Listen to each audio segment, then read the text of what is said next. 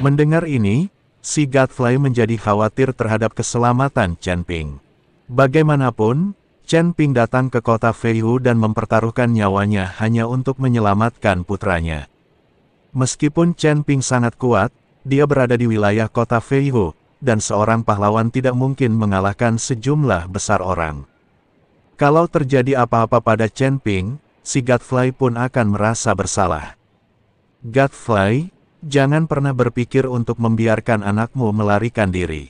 Kau ditakdirkan untuk gagal sekarang. Tidak ada yang bisa melarikan diri.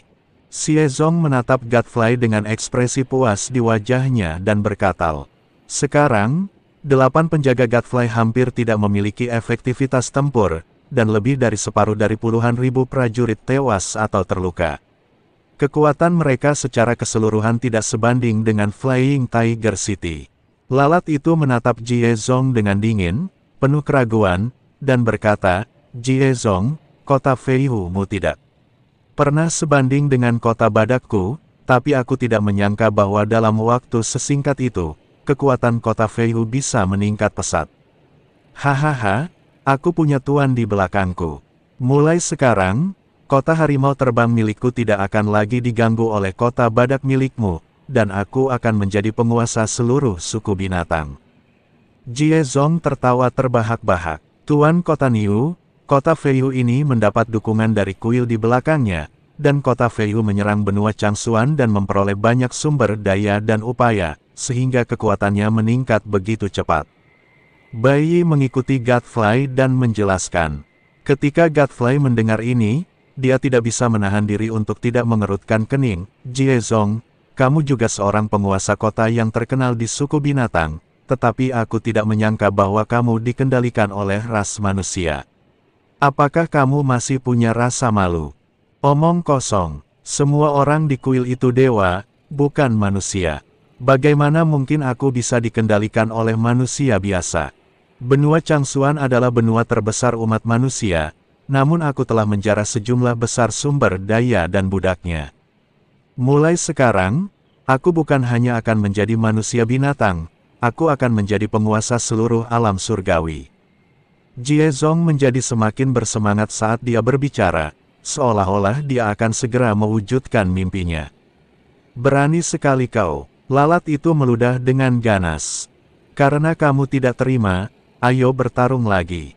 Xie Zong berteriak keras, kemudian prajurit berpakaian hitam di bawah komandonya langsung melompat dan menyerbu langsung ke arah Godfly dan anak buahnya.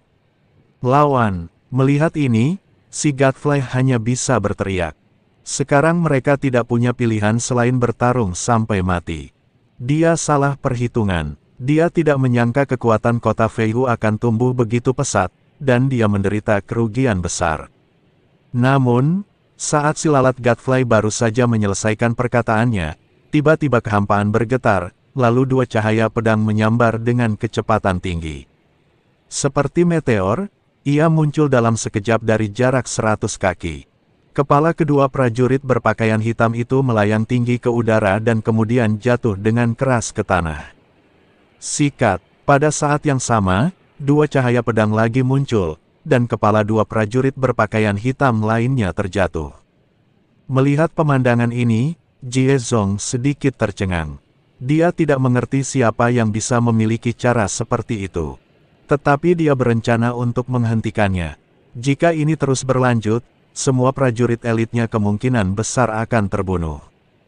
Si lalat Godfly sangat gembira saat melihat kejadian ini, dan saat Xie Zong hendak bergerak, dia melompat berdiri dan tanpa mempedulikan tubuhnya yang terluka, melancarkan serangan dengan kekuatan bertarungnya yang terkuat.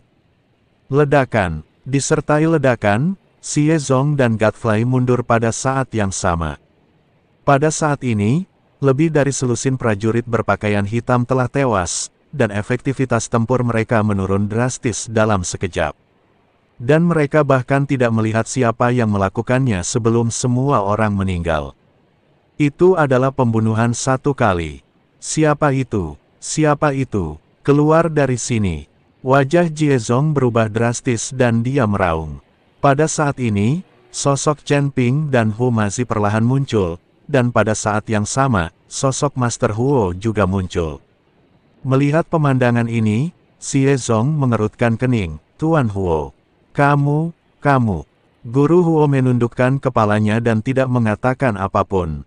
Tidak jelas apakah dia takut dengan pemukulan itu atau telah kehilangan kesadaran. Kakak, kamu baik-baik saja. Ketika si Godfrey melihat Chen Ping, dia bergegas maju dan bertanya. Tidak apa-apa. Dengan kekuatan kota Feihu, mereka tidak akan bisa menyakitiku. Chen Ping berkata sambil tersenyum. Aku senang kamu baik-baik saja, menantuku tersayang. Aku khawatir padamu.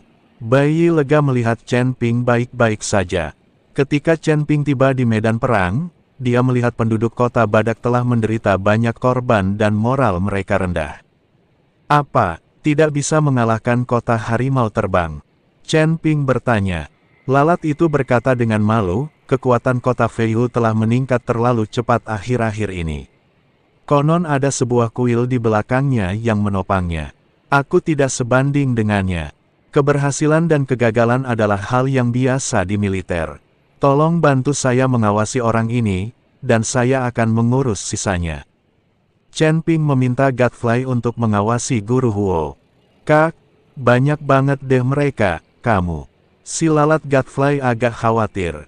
Meskipun Chen Ping kuat, lawan memiliki puluhan ribu prajurit, dan banyak sekali prajurit elit.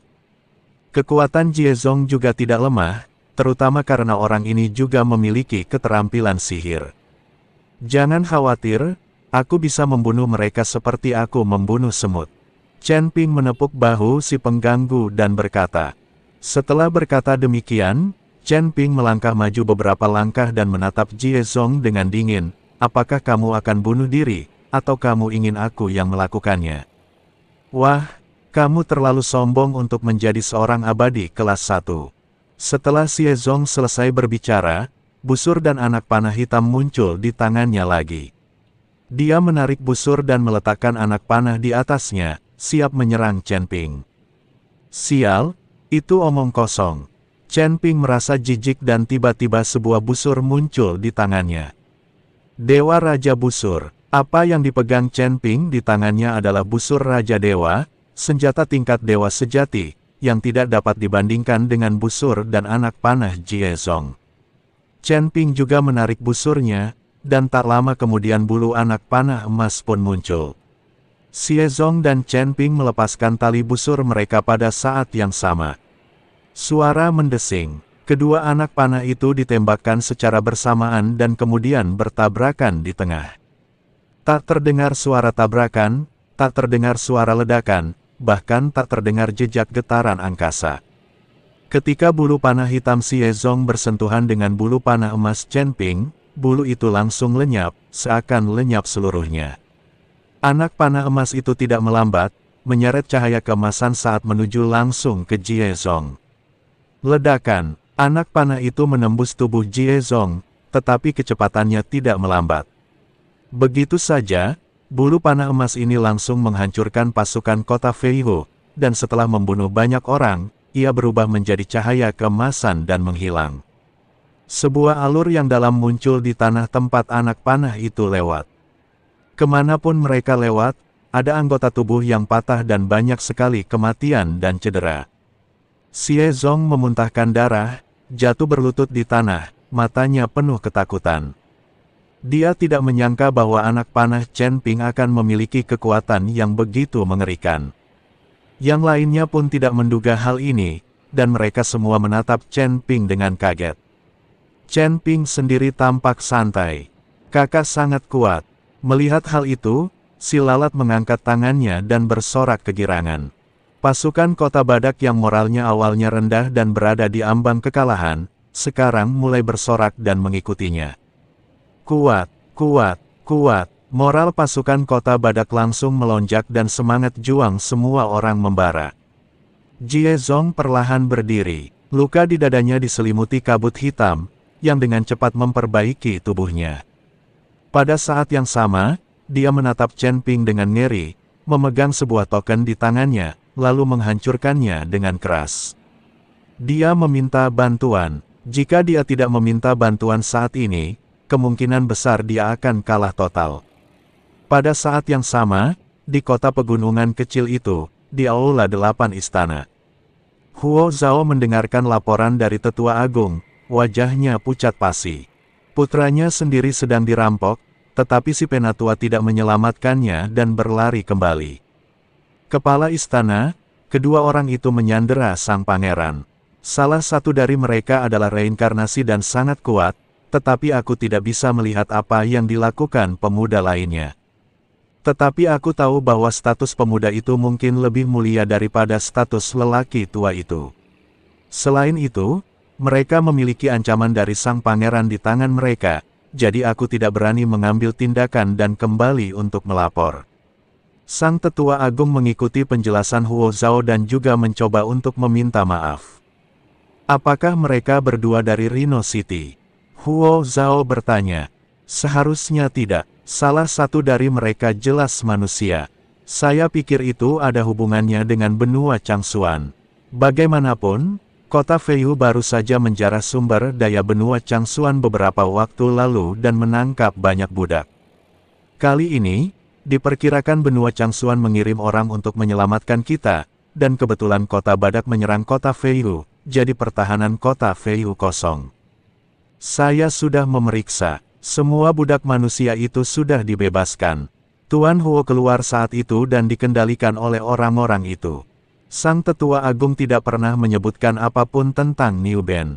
Sepertinya masih ada ahli di benua Changsuan yang benar-benar dapat menemukan reinkarnasi. Mata Huo Zhao berkedip, tidak peduli berapa banyak ahli yang ada, jika mereka berani menyentuh putraku, aku akan menghancurkan seluruh benua Changsuan miliknya. Huo Zhao penuh dengan niat membunuh, dan benua Changsuan terlibat tanpa alasan.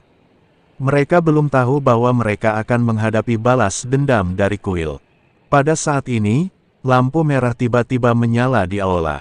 Huo Zhao mengerutkan kening dan berkata, kalau begitu, Jie Zong dalam bahaya.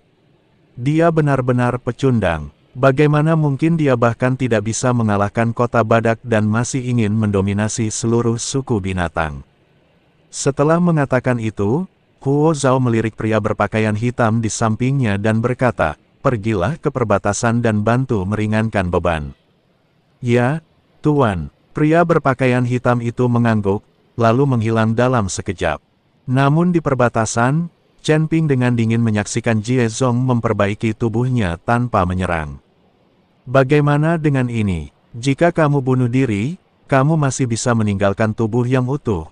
Atau jika kamu menyerah sekarang, seluruh kota Flying Tiger akan digabung menjadi kota Rhino. Chen Ping berkata pada Jie Zong.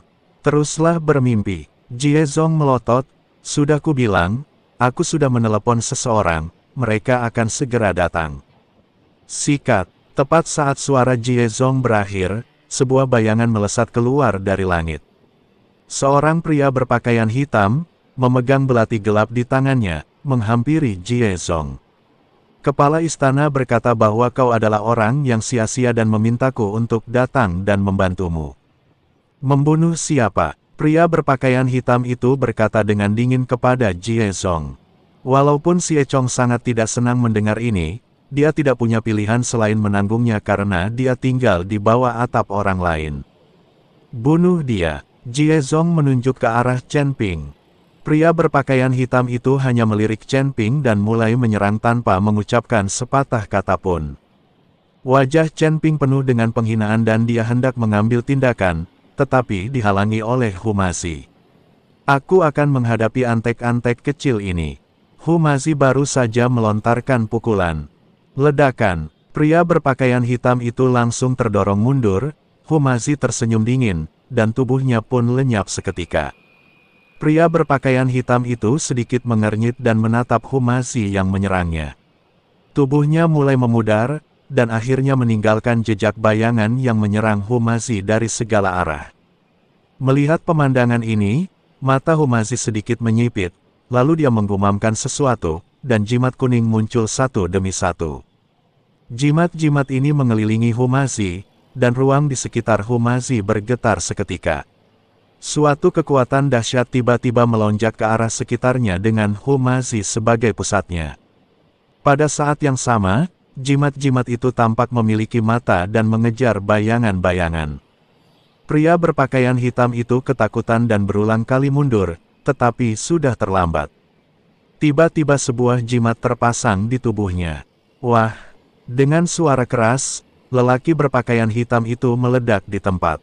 Darah berceceran di mana-mana. Bahkan Jie Zhongren pun tercengang. Apa yang sedang terjadi? Orang-orang yang dikirim istana ke-8 dibunuh dengan mudahnya. Tuan Hu, Anda sudah tua sekarang, jadi berhentilah berpura-pura. Chen Ping memandang Hu Mazi dan tidak bisa menahan diri untuk berkata, "Aku tidak bisa berpura-pura sebaik dirimu, jadi aku serahkan sisanya padamu." Hu Mazi berkata sambil tersenyum. Mereka berdua berbicara dan tertawa, dan mereka bahkan tidak menganggap serius puluhan ribu pasukan dari kota Feihu. Jie Chong tahu bahwa saat ini dia hanya bisa menang dengan kuantitas. "Bunuh dia!" Jie Chong berteriak dengan marah. Para prajurit kota Feihu menyerbu ke arah Chen Ping sambil meraung.